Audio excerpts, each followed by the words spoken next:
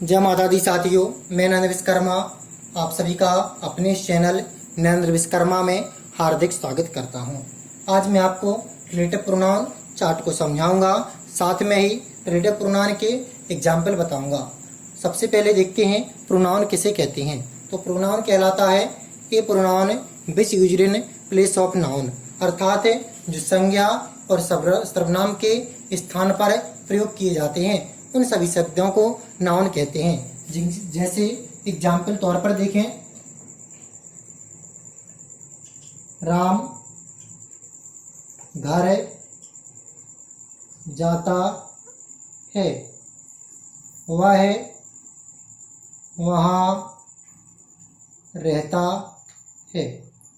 तो सबसे पहले तो हमें नाउन की जानकारी होना चाहिए कि नाउन क्या है। तो एवरीथिंग इज नाउन, अर्थात सामान्य शब्दों में कहें जो हमें आंखों से दिखाई देता है वह सभी की सभी वस्तुएं नाउन है।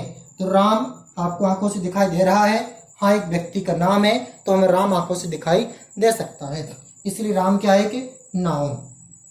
घर आपको आंखों से दिखाई दे रहा है, हाँ एक घर एक वस्तु है, मकान है जो हमें आंखों से दिखाई देती है, इसलिए यह भी क्या है, नाउन है। अब देखें यहाँ पे सेकंड वाक्य में राम घर जाता है, वह है तो वह किससे का बोध कराते हैं, राम का। वह किसका बोध करा रहा है, राम का।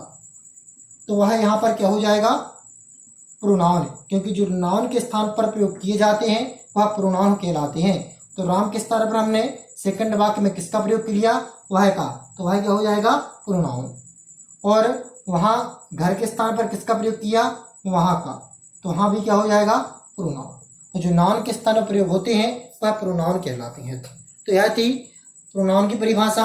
अब हम देखते हैं रिलेटिव प्रोनाउन, जो हमें समझना जरूरी है, क्योंकि बिना रिलेटिव प्रोनाउन के यदि हम आपको चार्ट समझाएंगे तो आपको चार्ट समझ में नहीं आएगी। या तो आप रिलेटिव प्रोनाउन का पिछला वीडियो देख लें, तब भी आपको वीडियो अच्छी तरह समझ में आ जाएगा, या थोड़ा सा इस पार्ट को यहाँ पर जरूर देख लें। जैसे हमने कहा था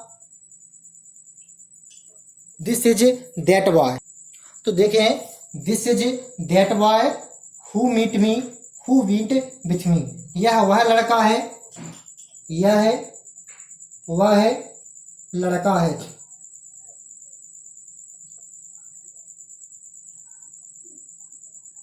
जो मुझसे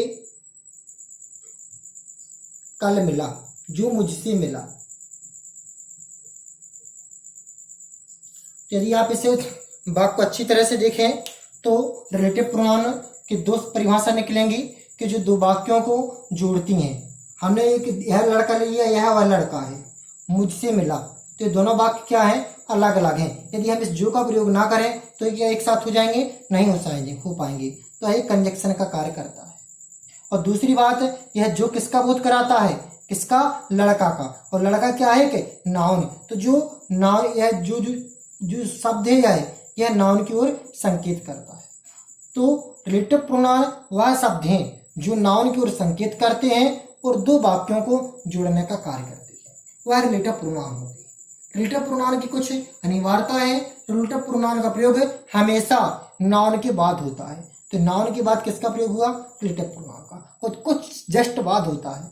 जैसे यहाँ पर नाउन बॉय है, इसके जस्ट आफ्टर किसका प्रयोग हुआ, हु का। तो यह यहाँ पर एक क्या है, relative pronoun. Relative pronoun conjunction में होते हैं क्योंकि यह दो वाक्यों को जोड़ते हैं, और रिलेटिव प्रोनाउन का प्रयोग रिलेटिव क्लॉज में ही किया जाता है क्योंकि वहां पर भी इसका प्रयोग किया जाता है। और जितने के जितने रिलेटिव प्रोनाउन हैं उन सभी का सामान्य अर्थ जा की लाइन से निकलता है, जा, जो, जिसे, जिसने, इन सभी से निकलता है। तो अब अपन पहुंचते हैं चार्ट पर। तो चार्ट में देखते हैं केस। तो केस, यहाँ पर हम केस देखेंगे। केस आपके चार होते हैं, नॉमिनेटिव, ऑब्जेक्टिव, पजेसिव और वोकेटिव। तो यहाँ पर हमने वोकेटिव केस नहीं लिया है, तीन केस लिए हैं। नॉमिनेटिव का तात्पर्य है कर्ता कारक, ऑब्जेक्टिव का तात्पर्य है कर्म कारक, और पजेसिव का तात्पर्य है संबंध कारक। क्योंकि हमें वाक्यों में तीन चीजों से ही संबंध का बोध होता है, या तो कर्ता से वह वाक्य जुड़ता है, या कर्म से वाक्य जुड़ता है, या संबंध से जुड़ता है। जैसे हमने इस वाक्य को जोड़ा, यह वह लड़का है जो मुझसे कल मिला था। तो यहाँ पर इस मुझको जोड़ने वाला जो शब्द है वह कौन है, मुझसे कौन मिला था, लड़का, और लड़का इस वाक्य का क्या है, सब्जेक्ट। तो यह जो किसको बोध करा रहा, सब्जेक्ट को, तो यहाँ पर ये किसका कार्य करेगा, और नॉमिनेटिव केस कहलाएगा, नॉमिनेटिव रिलेटिव प्रोनाउन कहलाएगा। तो या तो वाक्य कर्ता से जुड़ता है, या कर्म से जुड़ता है, या संबंध से। नॉमिनेटिव केस या रिलेटिव प्रोनाउन नॉमिनेटिव की दशा में दो होते, मैस्कुलाइन एंड फेमिनाइन, सिंगुलर और प्लूरल दिया है यहाँ पर।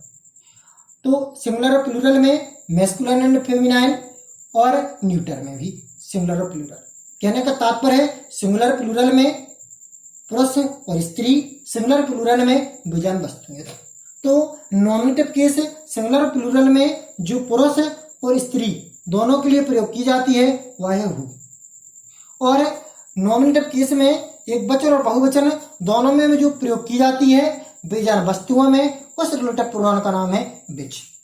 ऑब्जेक्टिव केस में सिंगुलर और प्लूरल दोनों वचनों में प्रयोग किया जाने वाला प्रोनाउन है होम, और एक वचन और द्विवचन अर्थात बहुवचन विजन वस्तुओं में प्रयोग किया जाने वाला है विच।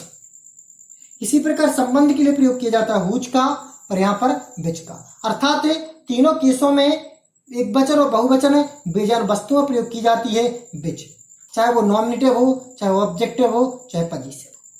लेकिन यहाँ पर क्या है, नॉमिनेटिव में हु, ऑब्जेक्टिव में हुम, और पजेसिव में हुज।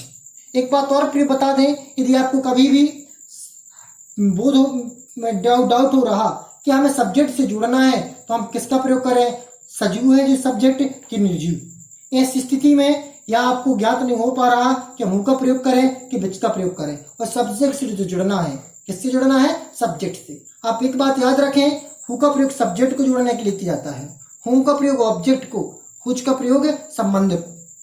यदि दो वाक्यों को आपको जोड़ना है और यह ज्ञात नहीं हो पा रहा है कि दोनों वाक्यों में जो सब्जेक्ट है वह सजीव है कि निर्जीव, तब इस स्थिति में आप वहां पर दैट प्रोनाउन का प्रयोग कर सकते हैं, दैट रिलेटिव प्रोनाउन का।